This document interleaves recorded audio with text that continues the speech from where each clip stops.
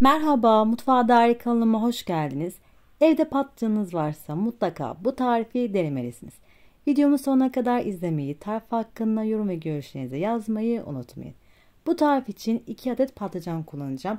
Daha fazla da kullanabilirsiniz. Derince bir kabın içerisinde biraz su ve tuz alıyorum. Bunları patlıcanın acı suyunu çıkarmak için kullanacağız. 2 tane orta boy patlıcan kullanacağım. Patlıcanları tamamen soyuyorum ve bu sap kısımlarını biraz kesiyorum. Mısır unuyla kızartacağım patlıcan arkadaşlar balık tadında.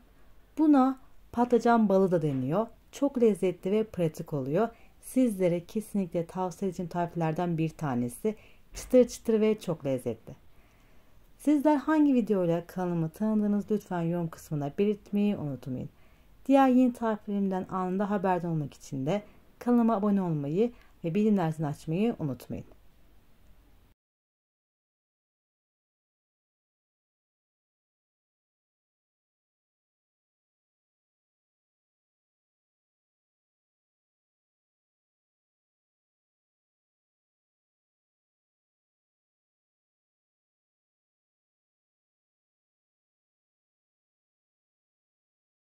Görmüş olduğunuz gibi patlıcanımı soydum arkadaşlar.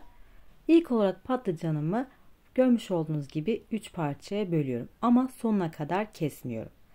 Daha sonra yan çevirip aynı şekilde tekrar dilimliyorum. Çubuk patlıcan gibi olacak ama patlıcanların sap kısmını kesmiyoruz arkadaşlar. Bu şekilde bütün kızartacağız. Tabi isterseniz tek tek de kızartabilirsiniz. Şimdi bunu tuzlu suda bekleteceğim arkadaşlar. Bu sayede acısı gidiyor ve patlıcanlar yumuşuyor. Onları haşlamamıza gerek kalmıyor. Diğer patlıcanı da aynı şekilde tamamlıyorum.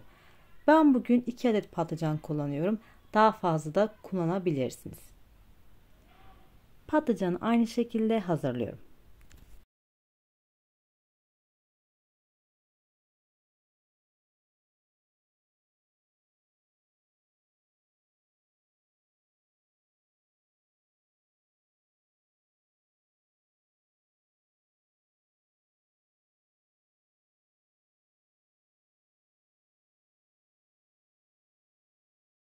Suyun içerisinde en az 5 dakika beklemesi yeterli olacaktır arkadaşlar. Zaten birazdan siz de göreceksiniz.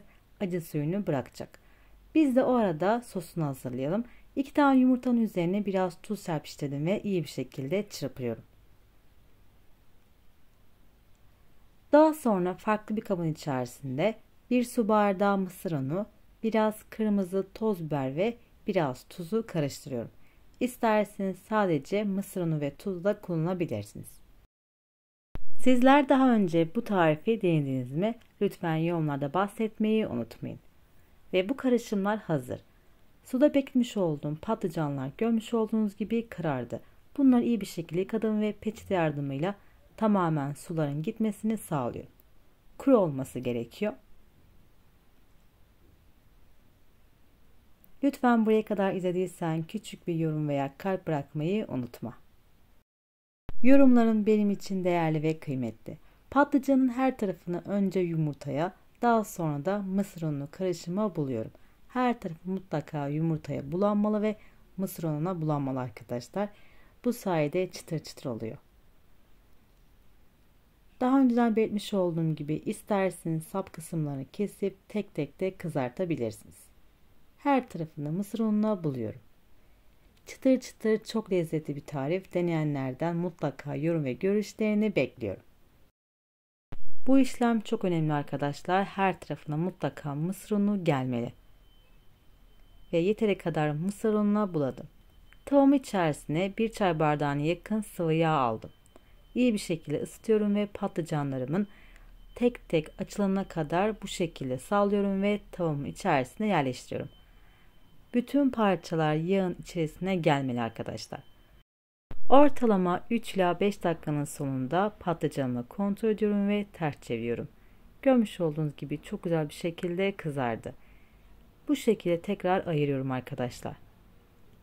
Diğer yüzü de iyi bir şekilde kızana kadar pişiriyorum. Ara sıra kontrol edin ki yanmasın. Yeteri kadar kızardıktan sonra servis tabağının içerisine alıyorum ve diğer patlıcanımı da aynı şekilde kızartıyorum. Lütfen buraya kadar izlediysen küçük bir yorum bırakmayı unutma. Çıtır çıtır ve çok lezzetli oluyor. Deneyenlerden mutlaka yorum ve görüşlerini bekliyorum. Ve patlıcanı ister sade, isterseniz yoğurt ve yağlı biberle servis yapabilirsiniz. Tarifimin sonuna geldim. İzlediğin için çok teşekkür ederim. Kanalıma abone olmayı ve yeni tariflerden haberdar olmak için bildirimleri açmayı unutmayın. Hoşça kalın.